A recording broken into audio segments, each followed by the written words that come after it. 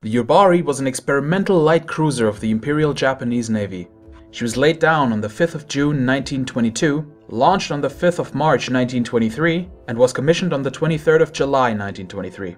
She was of a somewhat revolutionary design because the armor was integrated into the hull structure, yielding a light ship with good armor protection for its weight class. She would influence a lot of later light cruiser and destroyer designs of the Imperial Japanese Navy. Shortly after commissioning, Yubari helped evacuate refugees of the Great Kanto earthquake.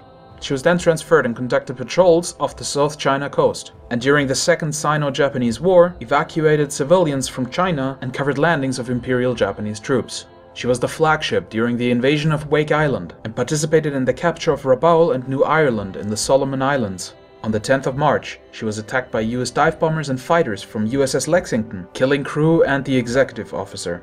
During this battle, Yubari evaded 67 bombs and 12 torpedoes, suffering 13 killed and 49 wounded. She was once again assigned flagship for the Port Moresby attack.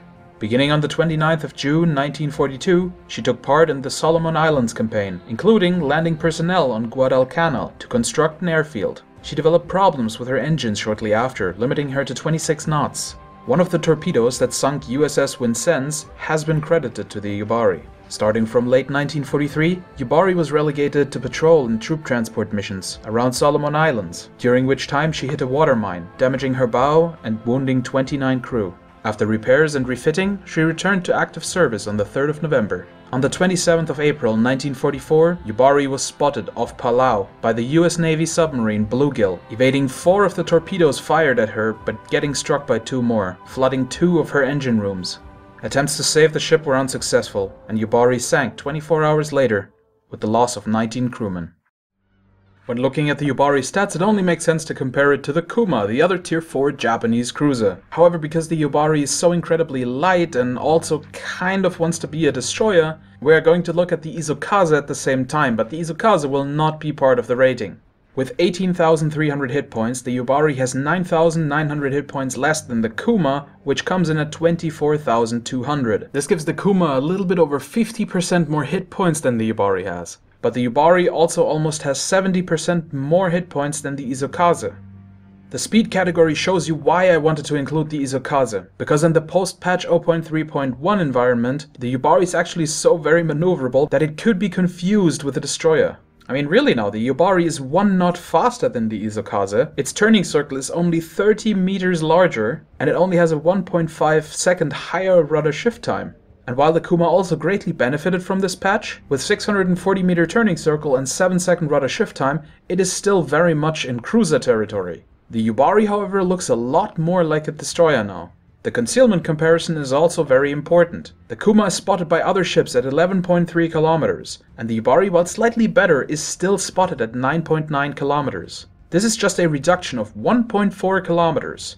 When we look at the destroyer of the same tier, the Izukaze gets spotted at 6.1 kilometers, which is an increase of 3.8 kilometers over the Yubari and 5.2 kilometers over the Kuma. It looks a little bit better for the Yubari in air detection because it only gets spotted at 4.7 kilometers. However, as you will later see, part of its anti-aircraft batteries open up at 5 kilometers. Meaning its air detectability really is 5 kilometers, not 4.7. But even at 4.7, we can see that the Izukaze with its 2.8 kilometer detection range is just so much stealthier, just so much more easily evades those air targets. The bottom line is that no destroyer in the game would be seen dead with detectability as shitty as the Yubari's. And if you want to play your cruiser like a destroyer, then this is a really big problem for you. In the category of guns, the Yubari could not be more halfway between the Kuma and the Izukaze. Having only a total of 4 140mm guns means that you lose over 1100 HE DPS as compared to the Kuma. You can still pull 770 points more DPS than the Izukaze, but the DPS is really quite questionable when looking at it as a cruiser. It has the highest range of any of these ships, but has the lowest turret traverse. Its guns are also arranged in 2 twin turrets, which will boost your accuracy a little bit, and where shots from the Kuma sometimes fly all over the place, in the Yubari you generally only have 2 groupings of shots, which means usually you hit at least 2 shells. But at the same time, being real turrets, they have the chance of getting blown up. Something that neither the Kuma or the Isokaze ever experience, because single guns can never be destroyed. The Yubari's turrets, however, can be destroyed, and if you lose one of your turrets, you immediately drop 50% of your DPS. So having actual turrets is both a curse and a blessing. The Yubari's torpedoes received a buff in the last patch, reducing its reload time from 67 seconds to 49 seconds. This change has absolutely made the Yubari's torpedoes much better than the Kuma's torpedoes. That over a minute of reload time was really brutal, because the Yubari still has to play those really fast-paced low-tier games where firing a lot of torpedoes is really important. And especially because its guns are so underwhelming for a cruiser, it has to use its torpedoes much more. And so getting this boost to its torpedo power is really good for the Yubari. Now having only a 7-second slower reload time than the Kuma, and only 1 kilometer less range, the fact that the Yubari's torpedoes are 6 knots faster and do almost 4,000 points more damage really gives it very strong torpedoes. They are of course not quite as strong as those on the Isokaze, but the Isokaze is a destroyer with really bad guns. And so if the Isokaze didn't have good torpedoes, what would it be good for? But even though the Isokaze's torpedoes are better, they're still really not that much better than the Yubari's. And here comes the second real strength of the Yubari, and that is its anti-aircraft armament. Anti-aircraft armament on Japanese ships is notoriously weak until very high tier. And so the fact that the Yubari can pull 74 DPS at 3 kilometers versus the Kuma's 12 at 3 kilometers really is quite the advantage. I mean really now, the Kuma pulls the same DPS as the Isokaze. This 74 DPS will net you quite a lot of plane kills. However, the Yubari does not get the anti-aircraft ability that tier 6 and higher cruisers get, which means while you kill planes, you can't give them the panic debuff, which just doesn't make you that good in an escort role. Sure, you will shoot down a plane here and there before they drop their torpedoes, but without causing panic it's still going to be a manual spread, and it's still going to pummel your battleship friend into oblivion if he doesn't dodge. But it is a nice bonus to have. Interestingly, the Yubari also has a secondary gun. She has one 120mm gun placed at her bow with 2 kilometers range. Now a secondary gun like this is not going to do a whole lot most of the time, but at some point during your captain career you will drive very closely to a destroyer and your secondary gun will fire and citadel him to death. And it will be so hilarious that you will share it on YouTube and with all your friends, and everyone will laugh and be really happy. Now let's get to the scoring, and remember the Isokaze is not part of this scoring because it's not a cruiser. Having 50% more hit points than the Yubari, the Kuma absolutely wins this category. Wargaming decided to take the armor stats out of the game, but from what we know of the armor before the patch, the Kuma also has better armor than the Yubari. So this category is still a clear-cut win for the Kuma. Now in speed, the Yubari has received an amazing boost. It really does handle like a destroyer now. And because the Kuma's top speed was cut by 1 knot, it doesn't even have any advantage over the Yubari anymore. So this category absolutely goes to the Yubari. Now while the Yubari has better concealment than the Kuma, it's not even close to being good enough for a destroyer. And so it isn't a real advantage. The Yubari is still very much in cruiser territory with its detectability. And while it is technically better, I'm not giving it a point for something that isn't really going to make it an advantage when you try to play it as a destroyer. In fact, when you play the Yubari as a destroyer, the detectability is the one thing that's going to keep you back. The Yubari does have slightly higher range, but with over 30% more DPS and the faster turret traverse time, the Kuma crushes the Yubari in guns. With the buff to her torpedoes, however, the Yubari absolutely takes the category of torpedoes in storm. Those torpedoes now reload fast, swim fast, and do so much damage that the 1 kilometer less range really doesn't matter anymore. And in the category of anti-aircraft, of course the Yubari absolutely smashes the Kuma. This is what it's supposed to be good at, and it is good at it. Nobody at tier 4 can compare to the Yubari in total DPS dealt to aircraft. And while the Yubari does have a secondary gun, it's not worth giving a point. And all of this leaves us with a final score of 2 for the Kuma and 3 for the Yubari. Unbelievable what a small amount of buffs to the Yubari can actually do. So throughout these gameplay clips and the replay at the end, you'll find that the grouping is really nice on the guns. But as you can see here, when you get your turret knocked out, which can and will happen, it really does suck. And it immediately cuts your DPS in half and you're in the shit. Now, a very successful way of playing the Yubari is to play it as though it was a destroyer. However, always remember that you're not a destroyer because you get spotted at 1,000,000 kilometers away. All of these guys on the enemy team see me. I have no bloody idea where they are, but everyone can shoot me because one of their destroyers has spotted me long before I spotted him. However, your excellent maneuverability can help you to get out of situations like this. Just be aware of both of these facts when you try to play the Yubari as a destroyer. And now lastly, this last patch has done wonders for the Yubari. Of course, every ship in the game that is a cruiser or a destroyer benefits greatly from this HE ammo change. But the Yubari especially does because it can be such a good skirmisher. You don't need to do a lot of damage with your guns as long as you keep setting people on fire. That fire is just going to wreck them without you even doing anything else. So this is the best game I've played in the Yubari so far, and I have to say it's been going a lot better since the last time I played the Yubari. The patch changes have really done a lot for this ship. Making the maneuverability more akin to a destroyer has really helped this ship with its playstyle. When I first played it and reviewed it, I complained that it just was so incredibly sluggish, you know, for a ship that kind of wants to be a destroyer. And I stand by that review. I still think back then, for the old patch, it was like that. It had real problems acting in a, destroyer-like enough manner to be taken serious in anything like a destroyer role. And it was not good enough for a cruiser role because it's not a cruiser. It's way too light, has no hit points, no armor, way too little armament, and just, yeah. So I think it does so much better now that it actually can be sort of like a heavy destroyer. The lack of smoke is of course a thing, but it's something you can live with. But it's definitely always important that you stay aware of the limitations of this ship. Namely, that you get spotted from very far away, and that you are not quite a destroyer. Your torpedoes are alright, but they're not amazing. As I get 2 citadel penetrations with HE ammunition on another Yubari. Don't ask me how that works, it just does, I suppose.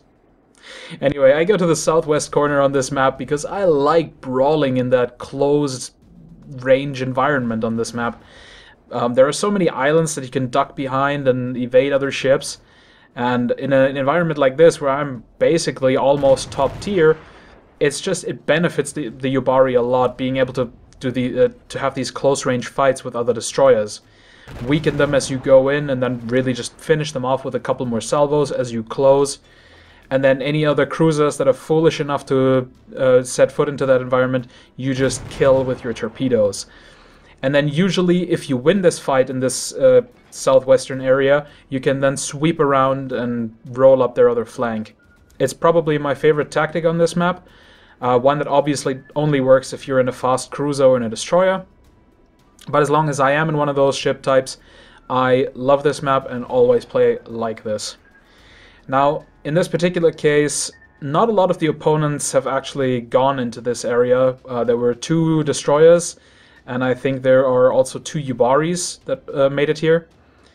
And my buddies, who all started a lot closer to this side of the map, spawned much closer here and are already taking out a bunch of the enemy ships. First of all is that little destroyer, and this cruiser is not far behind, and that Yubari there is also at half health already, probably the one I smacked into the citadel. And it's just not looking very good for them, to be honest. A lot of smoke, very difficult to spot anyone, but there is another destroyer derping around a little bit to the north, already under fire from my teammates. I kind of decided I go between these 2 islands and try to see if I can get some side shots on this other Yubari, or if I can maybe torpedo him. So let's see if I can get the kill on this Yubari as I move around the corner. Yeah, come on. It's already on fire. I get some good shots on him, but sadly cannot secure the kill. Maybe I can get this destroyer right here.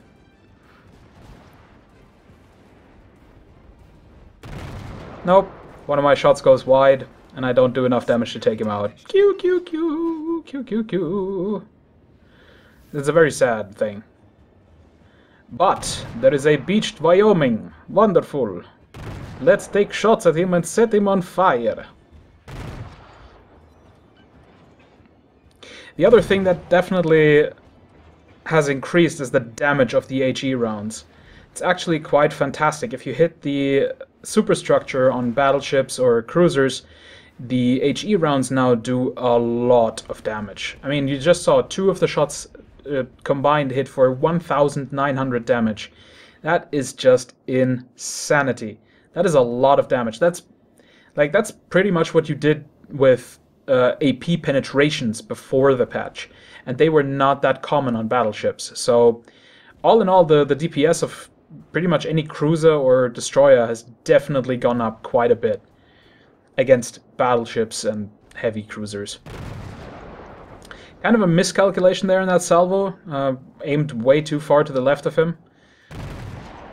But never mind, I wasn't gonna get a lot of good shots on him anyway. I decided to take some pot shots at that South Carolina, just in case.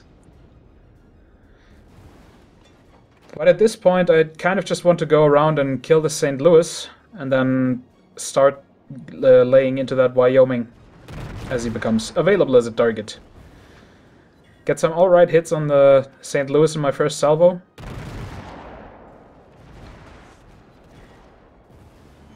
Critically just hit and destroy one of his guns. He killed the destroyer that was with me. And I keep pounding him with HE.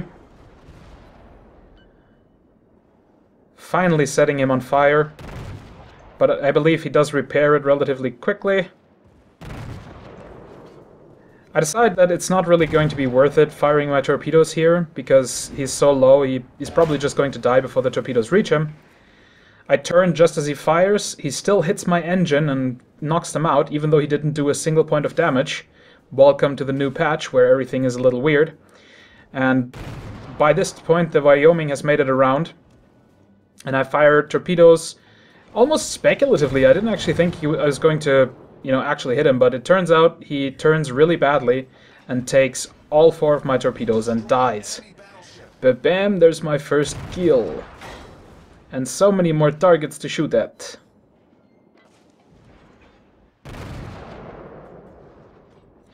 By the way, I'm sorry for any weirdness in the replay, any of the UI jumping around. That is not my fault, that is the fault of the replay system. I don't know what's wrong with it this patch, but somehow it just doesn't really like the UI stuff and keeps blinking and everything keeps sort of rearranging themselves, and the ships are lagging across the water. This isn't due to my frame rate or actual lag out in the game, it's just something to do with the replays, and I will just stop using replays until they fix this. So it should not be around anymore in the future. By the way, I think I haven't told you guys yet, the reason you can actually see the health bars and everything the entire time is because when you're in game and you press Alt and then hit numblock Enter, it will sort of open the chat, and then when you close the chat with Escape, it'll just have the Alt information on constantly until you hit Alt again. So there you go. This is how you can activate the Alt information all the time. I'm gonna try and keep thinking about it and mention it every time I do one of these replay things, so I can keep telling you so everyone hears about it. I still try to do as much damage as I can. This game going towards the end. I'm a little bit scared of this Congo, to be honest. I don't want to get too close, so I just keep laying on him from range. I could go in close and try it with the torpedoes, but I'm always a bit wary of Congos. They are scary. They are big and nasty. The St. Louis decides to go away because he's so low on hit points. But we pretty much have the Congo now. We just have to finish him off. Now it's just a question of whether or not I can get the kill. I think about doing the torpedoes, but my allies are too close, so I decided to just keep shooting and hope for one of my shells to be the last one. His secondaries open up on me, but I am not afraid. But sadly, again, I don't get the kill.